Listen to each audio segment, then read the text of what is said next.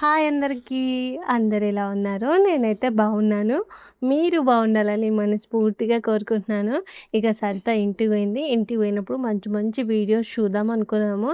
కానీ ఈమెనేమో వీడియోసే పెడతలేదు అని చెప్పేసి మీలో ఎంతమంది నన్ను తిట్టుకుంటున్నారో కామెంట్ అయితే చేసి చెప్పుర్రి. అలాగే నేనేమనుకుంటున్నానంటే వీడియోస్ అనేవి రెగ్యులర్‌గా కాకుండా డే బై డే అప్‌లోడ్ చేద్దామనైతే అనుకుంటున్నాను.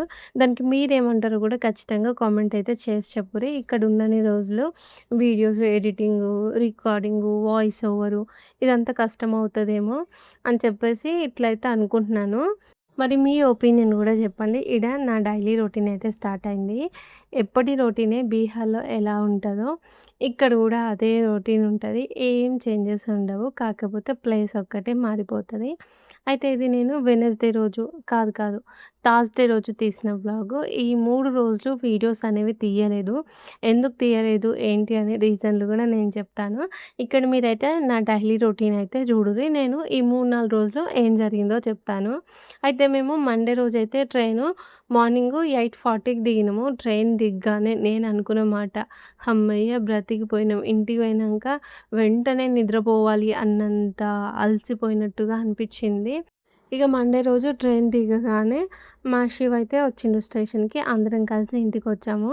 ఇంటికి రాగానే ఇక పిల్లలిద్దరికీ స్నానం చేయించి నేను గూడా ఫ్రెష్ అప్ అయ్యి ఫస్ట్ అన్నం తిన్న తర్వాతనే ఇంట్లో పనైతే స్టార్ట్ చేశాను. అంటే బ్యాగ్ తీయడము, మళ్ళా ట్రైన్‌లో యూజ్ చేసిన బెడ్‌షీట్స్ అవన్నీ ఉతకడము, గిన్నెలు తోమడము ఇవైతే చేసుకున్నాను. చేసుకొని ఇంకా కొద్దిసేపు మా అక్క వాళ్ళతోని, అత్తమ్మతోని టైమ్ స్పెండ్ చేసిన తర్వాత టైమొచ్చేసి 2:00 అవుతుంది. అప్పుడు మా సారయితే ఇక్కడ మా సార్ వాళ్ళది ఒకరిది యానివర్సరీ ఉండే వాళ్ళ ఇంటికెళ్దాము విష్ చేయడానికి అంటే, ఇగ నేను, విషమ, కన్నయ్య, మా సారు, మా శివ అందరం కలిసి ఆ సార్ వాళ్ళ ఇంటికి పోయినాము. కరెక్ట్‌గా టైం అయితే చూడలేదు. 2:30నో అయింది. ఇక మళ్ళీ నైట్ అయితే 10:30కి వచ్చినాము. డే అంతా బాగా రెస్ట్ తీసుకోవాలి అనుకుంటే, ఇంకా సార్ వాళ్ళ యానివర్సరీ ఉండేసరికి అటెళ్ళినాం గదా! రెస్ట్ ఏం తీసుకోలేదు. కాకపోతే అక్కడ ఉన్నంత సేపు అలసిపోయినట్టుగా, టైర్డ్‌గా అయితే అనిపియలేదు. కాకపోతే పిల్లలు 6:30 నుంచే ఇట్లా నిద్రొస్తున్నట్టుగా, అమ్మ ఎప్పుడు ఇంటికి పోదాం, ఎప్పుడు ఇంటికి పోదాం అని చెప్పేసి అడుగుతూ ఉన్నారు. ఇంక అక్కడి నుంచి వచ్చేసరికి 10:30 అయింది. అట్లా ఇగ మండే రోజైతే గడిచిపోయింది. ఇక ట్యూస్‌డే రోజు వ్లాగ్ అయితే తీద్దామనుకున్నాను. మళ్ళీ అనిపిచ్చింది నిన్న అక్క వాళ్ళ ఇంటికి పోయినాం గదా! వేరే సార్ వాళ్ళ ఇంటికి. అక్కడ కొంచెం కూర్చొని అలసిపోయాను. మళ్ళా ఇప్పుడు గూడా కొంచెం బాడీ చిన్న చిన్నగా పెయిన్స్ ఉన్నాయి. ఈరోజైతే వీడియో రికార్డింగ్ అస్సలు పెట్టుకోనని జెప్పేసి ట్యూస్‌డే గూడా వ్లాగ్ ఏం తీయలేదు. మంచిగా రెస్ట్ తీసుకున్నాను. మా అక్క వాళ్ళతోనే ఎంజాయ్ చేశాను. ఇంకా వెడ్నెస్‌డే విషయానికొస్తే మార్నింగే అన్ని పనులు కంప్లీట్ చేసుకున్న తర్వాత బీరువా అనేది క్లీన్ చేసుకోవాలి. చీరలనేవి మడతలు పోయినాయి గదా! అన్ని మడతలు పెట్టుకోవాలని చెప్పేసి ఇంట్లో పనులు కంప్లీట్ చేసుకొని 11:30కి అట్లా బీరువా సర్దుదామని అయితే అనుకున్నాను. అట్లనే ఆ బీరువా సదిరే వ్లాగ్ కూడా రికార్డ్ చేద్దామని.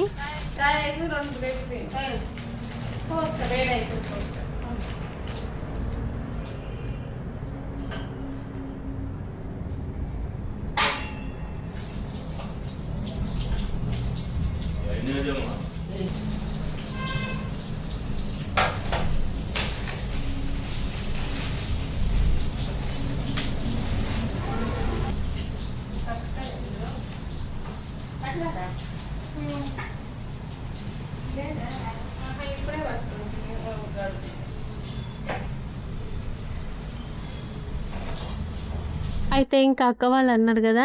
ఇప్పుడేమో మనం ఎట్లాగో పండుగ చేసేటప్పుడు పెయింటింగ్ అనేది వేసినప్పుడు బీరువా అనేది అటు ఇటు జరుపుతాం గదా!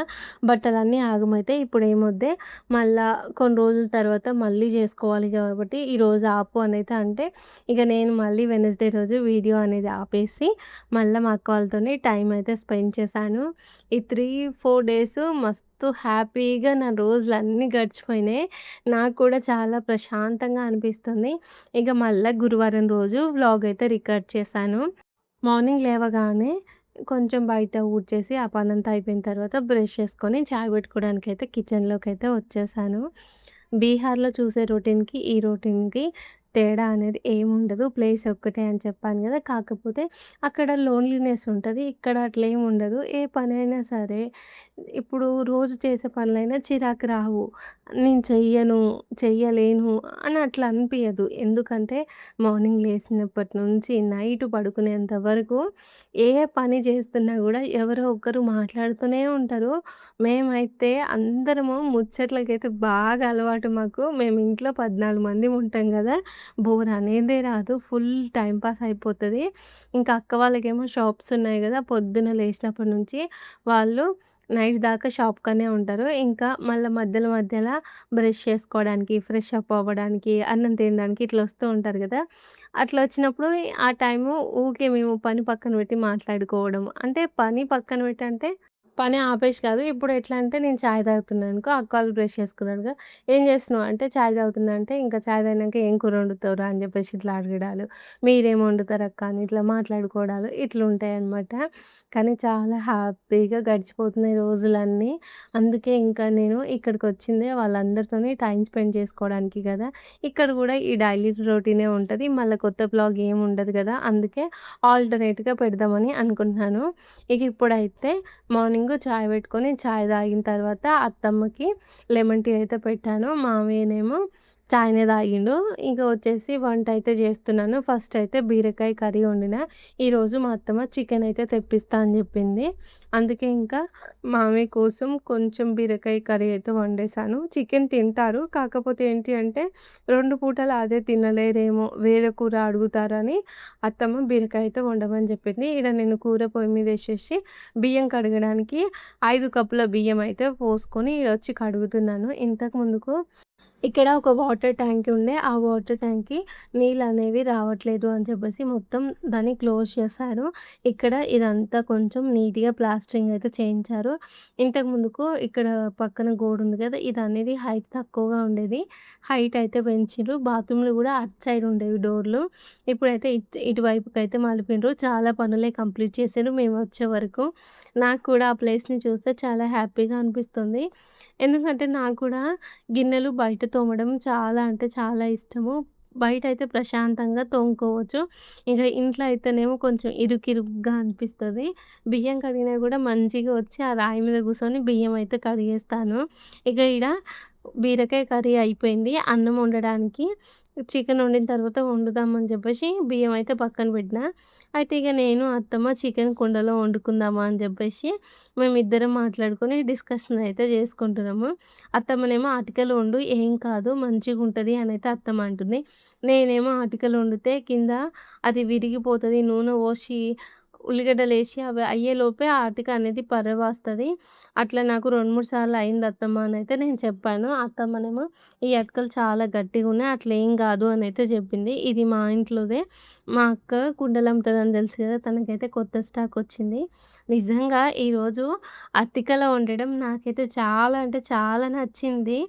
చాలా భయపడుకుంటూ, టెన్షన్ పడుతూ వండాను. పగిలిపోతదేమో, గ్యాస్ మీద ఎక్కువ మంట పెడితే అని చెప్పేసి ఇట్లా ఏవేవో తిక్క తిక్క ఆలోచనలు. అయినా గూడా ఎక్కడ గూడా ఏం అవ్వలేదు. మంచిగా వండినా.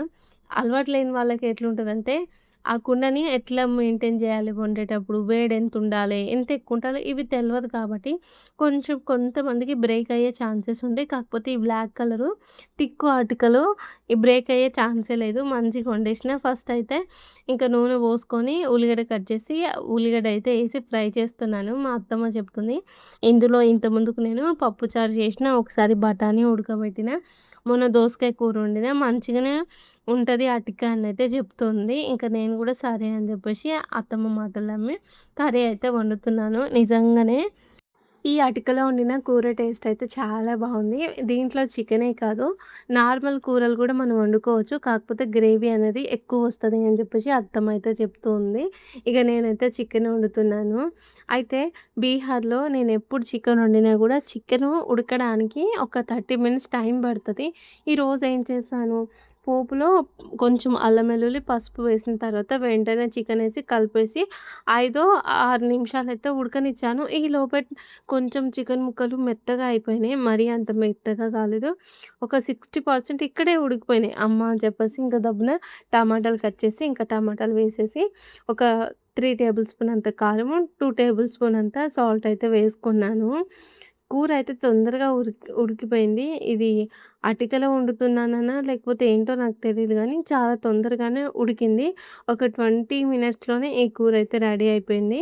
ఉప్పు, కారం వేసిన తర్వాత అంతా అయితే కలిపేసుకున్నాను. కొంచెం ఎసరు ఉంది కదా అని చెప్పేసి పైనుంచి అయితే మూత పెట్టుకున్నా. ఇక నాకేంటి అంటే కొంచెం ఈ అటికలో సరిగ్గా కలిపొస్తలేదు. ముక్కలన్నీ తిప్పొస్తలేదు.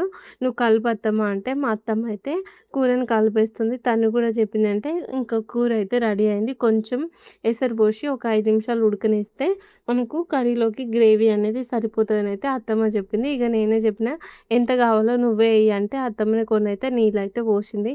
మా ఇంట్లో వాళ్ళు ఏంటి అంటే ఫ్రైలు చాలా తక్కువ తింటారు. ఎక్కువగా కర్రీసే తింటారు. అందుకే నేను బీహార్‌లో అయినా సరే, ఈడనైనా సరే ఎప్పుడు చికెన్ కర్రీనే వండుతూ ఉంటాను.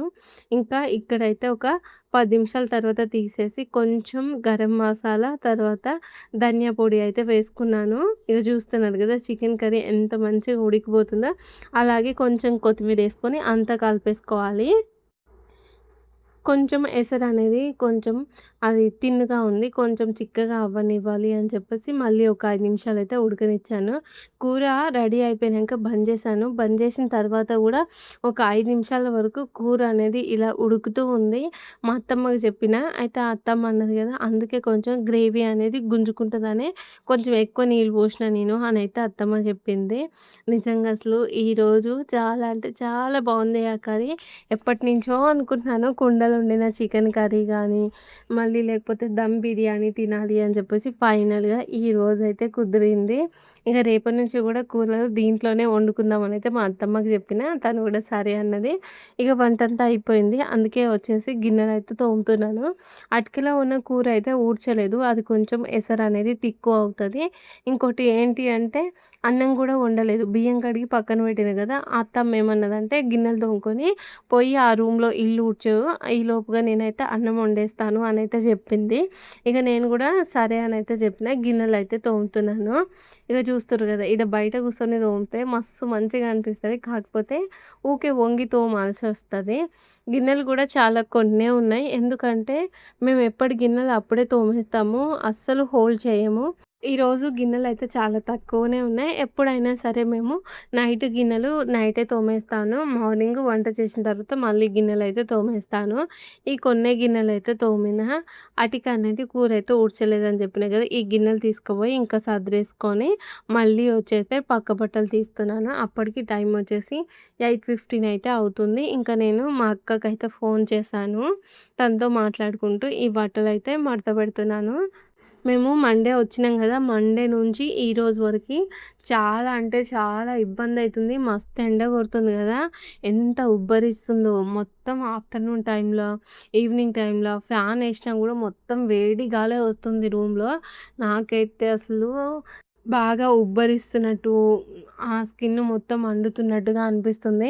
ఇక మా పిల్లలేమో పొద్దున్న నుంచి సాయంత్రం వరకు ఊకే షాప్ దగ్గరనే ఆడుతున్నారు. ఆ ఎండనేమో మస్తు కొడుతుంది. వాళ్ళేమో చెప్తే ఇంటలేరు. బీహార్‌లో ఉన్నంత వరకు ఎండ అస్సలు ఏర్పడలేదు. ఎందుకంటే మీకు తెలుసు కదా మా క్వార్టర్ ఎలా ఉంటదో. వెంటిలేటర్స్ ఉండవు. విండోస్ ఉంటాయి గానీ ఎప్పుడు క్లోజ్ చేసే ఉంటాయి. డోర్ కూడా ఈ మధ్య కాలంలో ఎక్కువ క్లోజ్ చేసే ఉంచుతున్నాను గదా! అందుకే లోపలైతే చల్లగా ఉంటది. బయట అస్సలు ఎండనే అనిపియదు. ఇంట్లోకి రాదనమాట. ఎప్పుడన్నా కన్నయ్యని తీసుకొస్తానికి పోతే, అబ్బా! గింతెండుందేంది అని జెప్పేసి అనిపిస్తది. అంతే కానీ ఇట్లా ఉబ్బరీయడాలు, ఉడకబోయడాలు, ఈ స్కిన్ అంతా మండడం ఇలా ఏమి ఉండవు. కానీ ఇక్కడికొచ్చిన తర్వాత మొత్తం వేడి గాలి, స్కిన్ మండడము, నైటు నిద్ర పట్టకపోవడం ఇలా జరుగుతూ ఉంది. నేనే కాదు పిల్లలు గూడా ఇంత ఇబ్బందయితే పడుతూ ఉన్నారు. మళ్ళా డే టైమ్‌లోనేమో మంచిగా ఆడుకుంటున్నారు. ఇక ఇల్లు కూడా ఊడ్చిన తర్వాత ఇంట్లో పనంతా అయిపోయిన తర్వాత వచ్చి బట్టలైతే ఆరేస్తున్నాను.